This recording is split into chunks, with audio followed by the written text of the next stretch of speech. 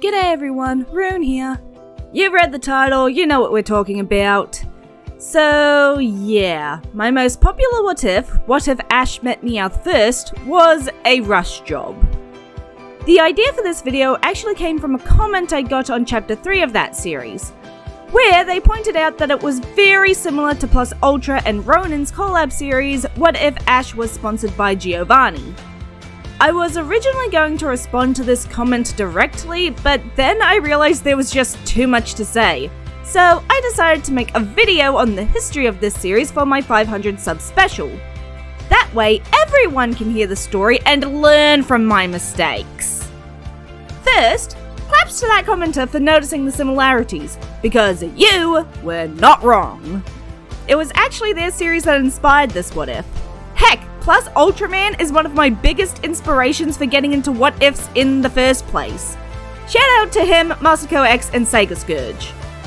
Now, before we start getting into the problems and mistakes I made with this series at the start, I first need to explain how I did my other what ifs. You see, AMMF was an oddity as I had only written the first chapter a few days before I posted. All of my other what ifs, Naruko, Princess Kakarot, other what ifs that I haven't posted, they all had at least 3 chapters written up months before I posted the first chapter, if not before I even started this channel. So already you can start to see a problem. I started AMMF as a side project, something I'd do from time to time when I was having writer's block. Only for everyone to start asking where chapter 2 was 2 days after I uploaded. It certainly didn't help that one of the first comments on the second chapter of my Naruko what if was, "When's Pokemon?" Don't get me wrong, I appreciate the enthusiasm, but when you're getting comments on videos that aren't that series, it can put a bit of pressure on you. So, feeling pressured to deliver, I, to quote Blue from Overly Sarcastic, panicked, cobbled together a glorified rush job, and watched as it became the start of the most popular what if on this channel. But that was only the first problem plaguing the first 3.5 chapters of this series. The next was resources. You see, while I do own the 20th anniversary box set of the anime, I'd lent it to my sister at the time thinking I wouldn't need it for a while. On top of that, I couldn't find my spare copy of the Indigo League, so I ended up relying on fanworks and wikis to write the first 3 chapters, while also trying to keep to my self-imposed Monday-Friday upload schedule. While I was halfway through writing chapter 4, I did finally find both it and my spare copy of the Orange Islands and started using them.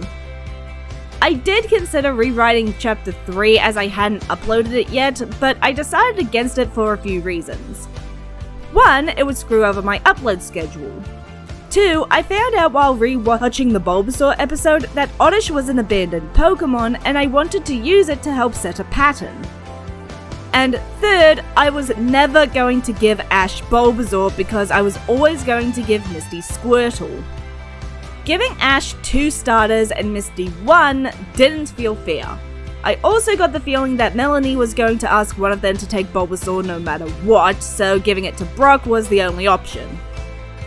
By the time I got to the end of chapter 4, I'd also calmed down from the whole "I don't know what I'm going to do for this story, but everyone wants it" panic. And I was starting to get a grasp on what I wanted to do from chapter 4 on. I'd even started writing notes on what I wanted to happen on each chapter before even writing it so I could continue watching the episodes and have a plan. A habit I ended up carrying over to my other what ifs. I also found a website where I could check damage and winning odds of battles between 2 Pokemon. Originally, I was going to use my DS Pokemon games to simulate battles, only to be reminded that I deleted my saves months ago so I could loan half to my niece and the other half I was going to Nuzlocke. Let me tell you, that did not help my panic mode at the time.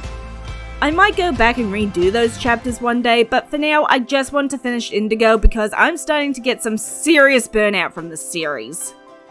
I need to do something else for a bit.